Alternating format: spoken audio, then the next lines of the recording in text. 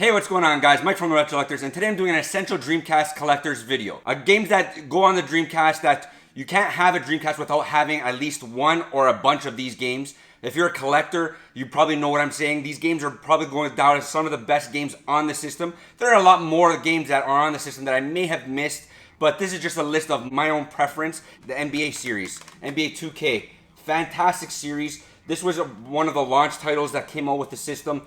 Unbelievable. It goes down as one of the greatest basketball games in recent memory. Like, I haven't played a basketball game in a long time, and this was probably the last one I played, and nothing was as good as this was in the time that I did play it. These are some of the great games that were put on the system, that were sports games that 2K, when they came up with these games, they were up against the big EA franchise and the EA games of Madden, NBA Live, and a whole bunch of other games that Visual Concepts went up against and decided to actually stick it to EA and decide, hey, you know what? We're not just here for the short run. We're here for the long haul, and hopefully that you guys can see what type of games we can actually produce. And these are also the football games that they actually did. There's also NHL that they did. This was another launch title. Great games. This is probably one of my favorite football games in recent memory, much like the NBA. I used to play this like mad. If you haven't watched a few of the videos in the past where I've talked about this, I used to play this like mad, just bomb it down to Randy Moss, try to get as many highlight reel catches. Great game. And obviously 2K1 and 2K2, great games to add to anybody's collection. If you're, like, again, into the Essential Collection for the Dreamcast, those are great games to add. Much like Soul Calibur, if you ever lived under a rock, there's been 3 parts to this franchise. It's Soul Calibur 1. Unbelievable game, so much fun. A lot of technique going behind trying to figure out each character and their style of gameplay and style of fighting. Such a great game. Also, Power Stone 2, another launch title, Capcom, great game.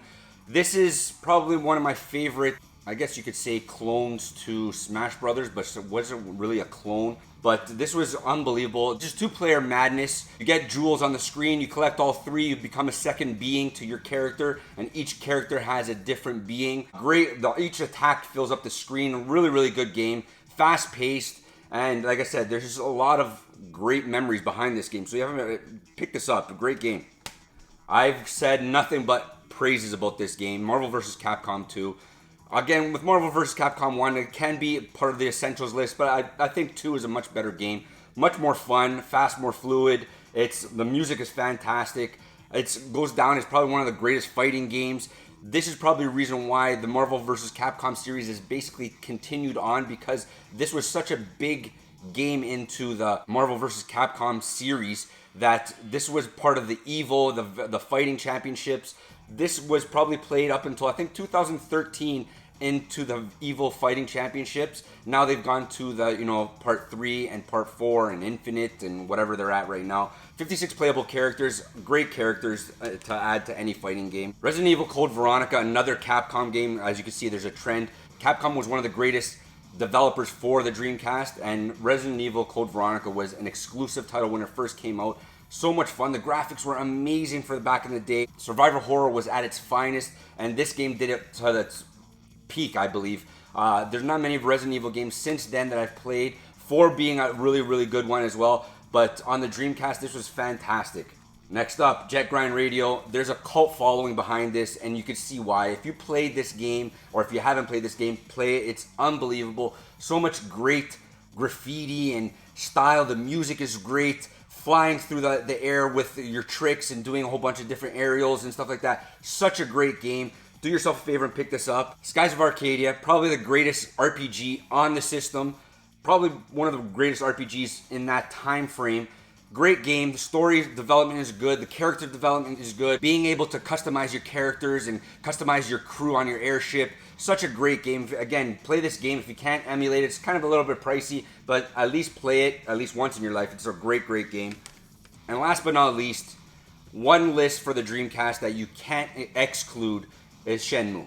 There's Shenmue 2 also. I don't have Shenmue 2. There's the PAL version and there's the Xbox version. I don't have either. But you can't play a Dreamcast without playing Shenmue. This is fantastic games. Their franchise is unbelievable. Obviously Shenmue 3 is being released, and you know what, there's a cult following behind it, and there's going to be so much hype behind it. And hopefully they do a HD remake with 1 and 2.